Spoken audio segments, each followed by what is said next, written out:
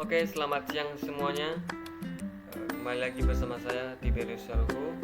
Di sini saya akan mencoba membahas sebuah materi, yaitu tentang proses kebijakan publik. Tetap ikuti videonya, tetap simak. Jangan lupa like, share, dan komen. Nah, oke guys, langsung saja kita masuk pada penjelasan materinya, yaitu tentang proses kebijakan publik. Nah, kebijakan publik itu seperti apa? Secara etimologi, kebijakan publik ini berasal dari bahasa Inggris, yaitu dari kata kebijakan dan publik. Kebijakan artinya suatu masalah yang berhubungan dengan permasalahan publik atau permasalahan administrasi pemerintahan. Sedangkan publik yang artinya umum, masyarakat, dan negara. Nah, secara umum, kebijakan publik itu adalah suatu proses kebijakan yang dikeluarkan oleh pemerintah atau pemegang kekuasaan yang berdampak luas bagi masyarakat.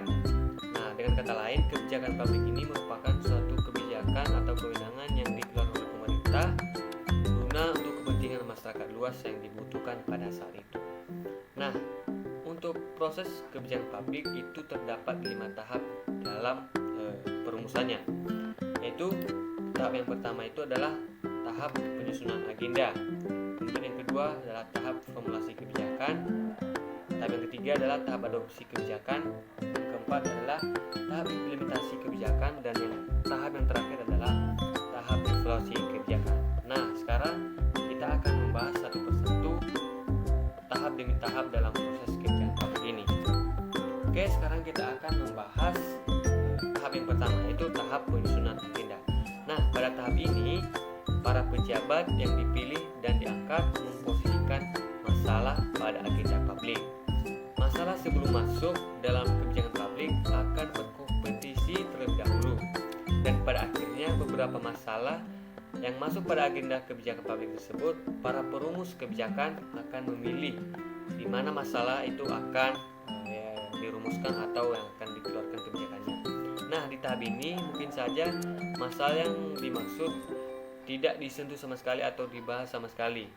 Sementara masalah yang lain akan menjadi fokus yang dibahas, dan terdapat pula masalah karena alasan-alasan tertentu ditunda dalam waktu lama. Nah, sekarang kita masuk pada tahap kedua, itu tahap formulasi kebijakan. Nah, di sini masalah yang sudah masuk dalam agenda kebijakan selanjutnya akan dibahas oleh para pembuat kebijakan.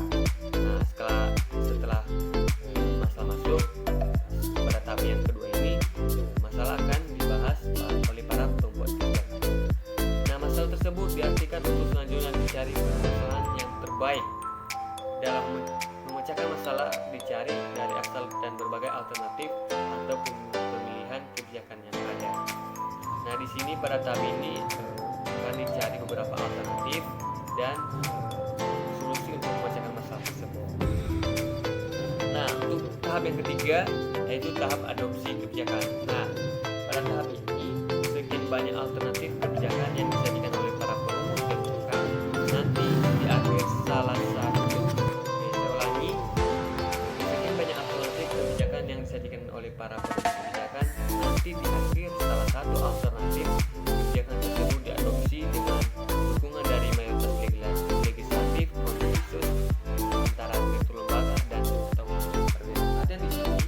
Sebelum perumusan kebijakan, semua masalah yang akan dibahas akan mendapat dulu usulan-usulan dari berbagai aspek. Itu yang pertama mungkin dari masyarakat, dari swasta, ataupun lembaga-lembaga yang bekerja sama atau yang memiliki kaitan dalam perumusan masalah tersebut.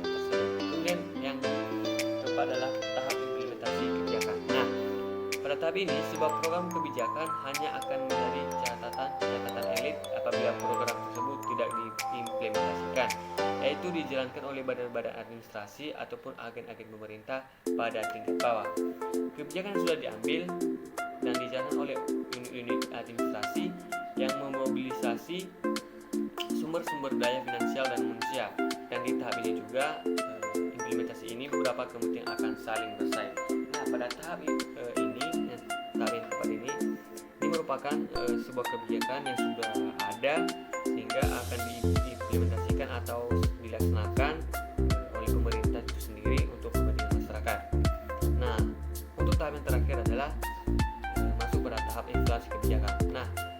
saja kebijakan-kebijakan yang sudah dilaksanakan, yang sudah diimplementasikan akan dievaluasi apakah kebijakan tersebut berhasil, apakah kebijakan tersebut juga tidak berhasil.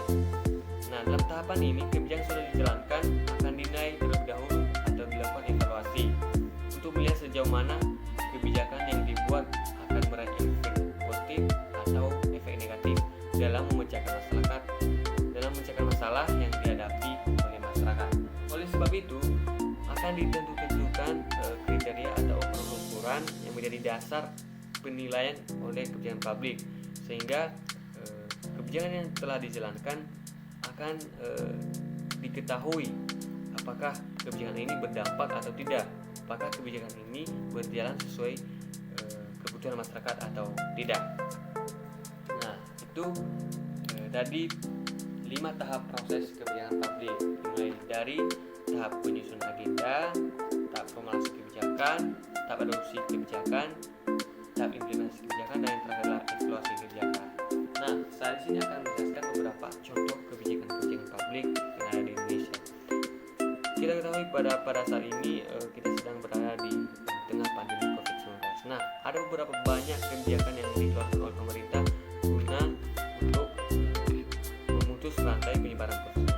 Salah satunya sekarang itu adalah dilakukannya pembatasan PSBB, lockdown masyarakat.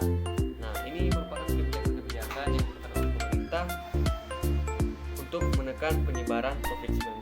Nah, demi juga demi kepentingan masyarakat yang lain, demi kepentingan masyarakat Indonesia untuk tidak semena-mena untuk berkerumun, keluar dengan sembarangan, dan tidak menjaga protokol kesehatan. Nah, ini merupakan salah satu kebijakan yang dikeluarkan oleh pemerintah guna untuk kepentingan masyarakat pada umumnya. Dan masih banyak lagi kebijakan-kebijakan yang dikeluarkan oleh pemerintah untuk kepentingan masyarakat. Salah satunya lagi yaitu pemerintah akan memberikan bantuan-bantuan sosial untuk memulihkan ekonomi masyarakat yang terdampak pada COVID-19 ini.